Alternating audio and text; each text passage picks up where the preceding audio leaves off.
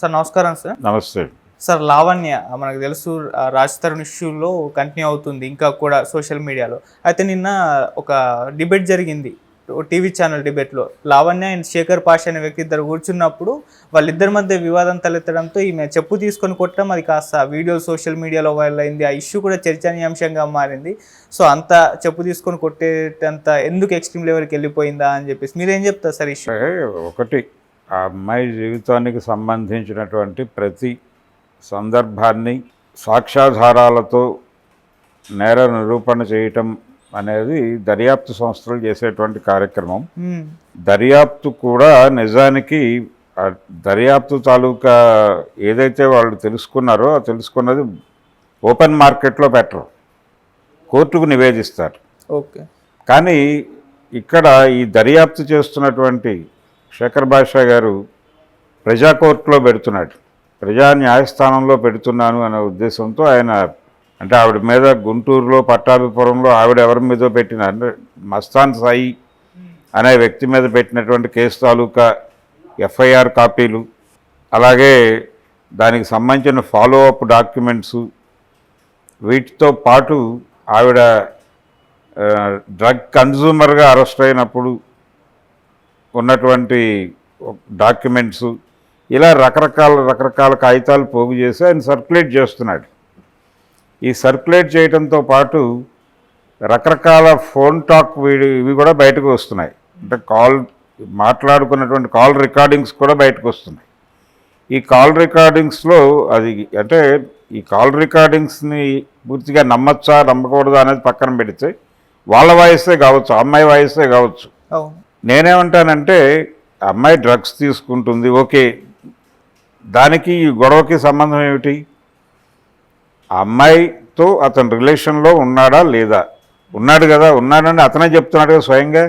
అంటే టైం తేడా ఉండుండొచ్చు. ఈ అమ్మాయి 11 ఏళ్ళు అంటోంది, అతను 7 ఏళ్ళు అంటున్నాడు. దానికి సంబంధించిన కాల పరిమితికి సంబంధించిన తేడా తప్ప కలిసి ఉన్న మాట వాస్తవం.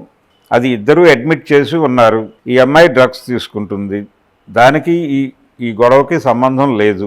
ఒకటి, ఆ అమ్మాయికి 100 మందితో సంబంధాలు ఉన్నాయి, దానికి ఈ గొడవకి సంబంధం లేదు. ఇవన్నీ ఇక్కడికి తీసుకొచ్చి ఎందుకు మాట్లాడుతున్నాడు ఈయన? శేఖర్ భాష ద్వారా మాట్లాడిస్తున్నాడు. ఒకవేళ రాజ్ తరుణ్ అనుకుంటే ఎందుకు అంత అగ్రెసివ్గా మాట్లాడుతున్నాడు ఆయన? అంటే ధార్మిక కోణంలో నుంచి, ఒక నైతిక కోణంలో నుంచి ఆ అమ్మాయిని ప్రొజెక్ట్ చేసే ప్రయత్నం చేస్తున్నాడు. అంటే ఒక పక్కన తెలంగాణ ప్రభుత్వం డ్రగ్ ఫ్రీ స్టేట్ చేయాలి తెలంగాణని అని కంకణం కట్టుకున్నటువంటి రేవంత్ రెడ్డి గారి పాలనలో ఒక డ్రగ్ పెడలర్కి, అమ్మాయి డ్రగ్ పెడలర్ అని చెప్తున్నాడు ఆయన. ఈ డ్రగ్ పెడలర్కి న్యాయం జరగాలని ఎలా మాట్లాడతారు? ఆ అమ్మాయి తరఫున ఎలా మాట్లాడతారు? ఆ అమ్మాయి తరఫున మాట్లాడటం నైతికత ఎట్లా అవుతుంది అని ఆయన ప్రపంచాన్ని ప్రశ్నిస్తున్నాడు. ఓకే, ప్రశ్నించవచ్చు, తప్పేమీ లేదు దానిలో. ఇప్పుడే నైతిక కోణం గుర్తొచ్చిందా మీకు? కలిసి ఉన్నప్పుడు ఎందుకు రాలేదు? ఎందుకు ఇప్పుడు కొట్టుకున్నప్పుడు? ఆ అమ్మాయి 100 ఎలిగేషన్స్ పెడుతోంది అతని మీద. ఇప్పుడు మాల్వి మల్హోత్రాను ఆవిడతో రిలేషన్ ఉందని కదా ఒక ఎలిగేషన్ అమ్మాయి చేస్తోంది. వాళ్ళు ప్రెస్ మీట్ పెట్టారు కదా, తిరగబడ్ర స్వామి సినిమాకి సంబంధించి ప్రమోషనల్ ప్రెస్ మీట్ దగ్గరికి వెళ్ళి గొడవ చేసింది కదా ఈవిడ గొడవ చేసిన తర్వాత కదా లోపల రిపోర్టర్లు అతని మీద గొడవ చేసింది. అంటే రిపీటెడ్గా ఈవిడ కూడా విషయాన్ని లైవ్లో ఉంచడం కోసం కృషి చేస్తోంది. పోలీస్ కేసులు పెడుతోంది, మీడియా ముందుకు వస్తోంది, విత్ లాయర్ వస్తోంది. దిలీప్ శంకర్తో కొంత పని నడుస్తున్నట్టుగా ఆవిడ ఫీల్ అవుతున్నట్టు లేదు. ఆవిడ కొత్త లాయర్ల వేటలో కూడా ఉన్నారు. 2-3 హైకోర్టు లాయర్లను సంప్రదించారు ఆవిడ, ఈ కేసు ట్రాకప్ చేయండి అని. ఆవిడ యుద్ధం చేస్తోంది. ఆవిడ కౌంటర్ పార్ట్లో రాజ్ తరుణ్, అతని తరపున శేఖర్ భాష యుద్ధం చేస్తున్నారు.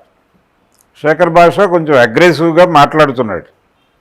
అంటే ధార్మికత, నైతికత జోడించి విషయానికి దాన్ని ప్రపంచంలో, అంటే ఆ అమ్మాయి క్యారెక్టర్ని అసాసిన్ చేయటం అనే ప్రోగ్రాంలో భాగంగా అతను అగ్రెసివ్గా కనిపిస్తున్నాడు. ఇది వాళ్ళిద్దరి మధ్య పర్సనల్ గ్రెడ్జెస్ని తీసుకొచ్చి ఉండొచ్చు. ఆ కోణంలో నుంచి ఆవిడ దాడి చేసింది. అయితే నేను అడుగుతోంది ఏంటంటే ఆ అమ్మాయికి అతని మీద గౌరవం లేదు. ఎవరి మీద గౌరవం లేదు? శేఖర్ భాష మీద కాదు, రాజ్ తరుణ్ మీద గౌరవం లేదు. అతనికి ఇల్లీగల్ అఫైర్స్ ఉన్నాయని కదా అమ్మాయి గొడవ. ఇల్లీగల్ అనే పదమే తప్పు నిజానికి. తన కాకుండా ఇంకెవరితోనూ సంబంధాలు ఉన్నాయి అతనికి అనేది ఈ అమ్మాయి అభిప్రాయం. ఓకే, బాగానే ఉంది, అతనికి సంబంధాలు ఉన్నప్పుడు మీరు తప్పుకోండి. మీరు తప్పుకుంటే అయిపోతుంది కదా సీన్లో నుంచి. ఎందుకు రచ్చ చేయాలి? ఏం కోరుకుంటున్నారు? మీ మోటో ఏమిటి అంటే అతనికి ఆ సంబంధాలన్నీ వదిలించి అతనిగా తీసుకొచ్చి నాకు సరెండర్ చేయండి, నేను అతనితో ఉంటాను అంటోంది అమ్మాయి. ఇది ఏమాత్రము లాజిక్ లేనటువంటి డిమాండ్. అతను వద్దు మర్రో అని అతను వెళ్ళిపోయి వేరే వాళ్ళతో ఉంటున్నప్పుడు నువ్వెందుకు పాకులాడుతున్నావు? తప్పు కదా. నువ్వు పాకులాడటం వలన అతను ఏం చేస్తున్నాడు? నీ క్యారెక్టర్ అసాసిన్ చేస్తూ శేఖర్ భాష ద్వారానో మరొకళ్ళ ద్వారానో మాట్లాడిస్తున్నాడు. ఇది కదా జరుగుతోంది. ఎందుకు చేస్తున్నారు? ఈ అమ్మాయి ఏం కోరుకుంటోంది? అతనితో కలిసి ఉండటం మాత్రమే కోరుకుంటోంది అనేది బూటకం. ఆ అమ్మాయికి అతనికి మధ్యలో ఈ రిలేషన్ అనేది వివాదం కాదు. రిలేషన్ ఆల్రెడీ స్ట్రైన్ అయిపోయింది. వాళ్ళిద్దరిని కట్టేసి తీసుకెళ్ళి గదిలో వేసినా కాపురం చేసే పరిస్థితి లేదు, అది ఫ్యాక్ట్. కానీ కలిసి ఉంటానంటుంది. ఎందుకంటుంది ఆ అమ్మాయి అంటే ప్రాపర్టీకి సంబంధించిన గొడవలు ఏవో ఉన్నాయి అక్కడ. ఆస్తి గొడవలు మాత్రమే ఈ గొడవకి లీడ్ చేస్తున్నాయి తప్ప ఇంకేమీ కాదు. మిగిలినవన్నీ బూటకమే. సెటిల్మెంట్ ప్రాపర్గా కాలేదు, విడిపోవాలి అనుకున్నారు, వాళ్ళు కొట్టుకున్నారు, గొడవలు అయిపోయినాయి. మస్తాన్ సాయితో అదే విల్లాలో అమ్మాయి ఉన్నప్పుడు వాళ్ళిద్దరి మధ్య ఘర్షణ జరిగినప్పుడు తానెళ్ళి వాళ్ళిద్దరిని విడదీసి ఇవన్నీ తను స్వయంగా మీడియా ముందు చెప్పాడు రాజ్ తరుణ్. జరిగింది ఓకే, ఆ అమ్మాయి డ్రగ్స్ తీసుకుంటుంది, ఇవన్నీ పర్సనల్ అఫైర్లు. దాన్ని తీసుకొచ్చి ఎందుకు మార్కెట్లో పెడుతున్నాడు ఆయన అంటే ఈ అమ్మాయిని అడ్డుకోవటానికి. అంటే ఈ అమ్మాయి ఏదో అడిగింది నాకు ఇది కావాలి అని, అది ఇవ్వటానికి వాళ్ళకి ఇష్టం లేదు. ఇవ్వటానికంటే వదులుకోవటానికి వాళ్ళకి ఇష్టం లేదు. అందుకని వాళ్ళు ఈ అమ్మాయి క్యారెక్టర్ని అసాసిన్ చేయడం ద్వారా ఈ అమ్మాయికి మద్దతు దొరకకుండా చేద్దామనే ప్రయత్నం వాళ్ళు చేస్తున్నారు. ఈ అమ్మాయి దెబ్బలాడాలంటే ఒక మద్దతు కావాలి కదా, ఒక ఐక్య సంఘటన కావాలి కదా యుద్ధ తంత్రం ప్రకారం. ఆ ఐక్య సంఘటన దొరకకుండా చేయటం కోసం ఆ అమ్మాయి క్యారెక్టర్ని అసాసిన్ చేస్తున్నారు. ఇది స్పష్టంగా కనిపిస్తోంది వాళ్ళ మాటల్లో. సో ఆ ప్రాపర్టీలో లేకపోతే డబ్బులకి సంబంధించి ఏదో గొడవ ఉంది, అది భౌతికం. దాన్ని సెటిల్ చేస్తే మొత్తం వ్యవహారం సెటిల్ అయిపోతుంది. ఓకే, ఒకవేళ విల్లా కొనుగోలు చేయటంలో ఈవిడ కంట్రిబ్యూషన్ ఏమైనా ఉందా అంటే కలిసి కొంతకాలం రిలేషన్లో ఉన్నామని ఇద్దరూ యాక్సెప్ట్ చేశారు. అది 7 ఏళ్లే అనుకుందాం. ఈ 7 ఏళ్లలో కలిసి వీళ్ళ ఉమ్మడి సంపాదన నుంచి ఏవైనా ఎక్వైర్ చేశారా? ఆ ఎక్వైర్ చేసిన వాటికి సంబంధించిన సెటిల్మెంట్ల గురించి ఆవిడ ఏమైనా అడిగిందా?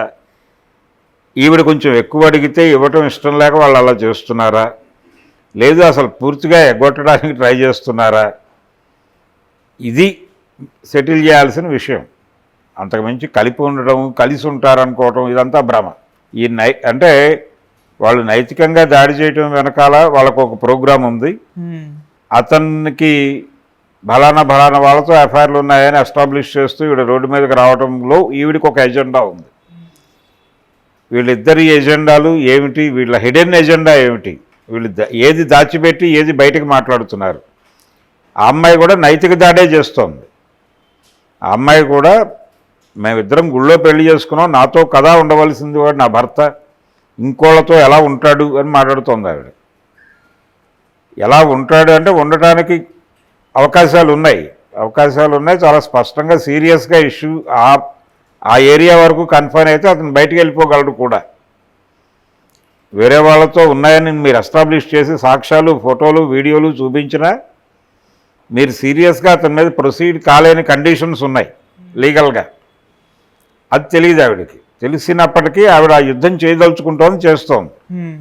అందుచేత అంటే ఇద్దరు వయోజనులు ఐచ్ఛికంగా ఇష్టపూర్వకంగా కలిసి ఉంటే దాన్ని అభ్యంతరం పెట్టడానికి ఎవరికి హక్కులు లేవు అని ఒక కోర్టు జడ్జిమెంట్ కలదు. దాన్ని అడ్డం పెట్టుకుని హ్యాపీగా బయటకు వెళ్ళిపోతాడు అతను. అది పెద్ద ఇష్యూ కాదు. ఈ అమ్మాయి అతన్ని నైతికంగా కార్నర్ చేసి అతనికి ఎవరి కంట్రిబ్యూషన్ ఏమిటి అనేది సెటిల్ చేసేసి పంపించేస్తే అయిపోతుంది. Okay sir. ఇది ఆస్తి గొడవ తప్ప ఇతరం కాదనేది నా స్థిరమైనటువంటి అభిప్రాయం. Thank you so much sir. Thank you.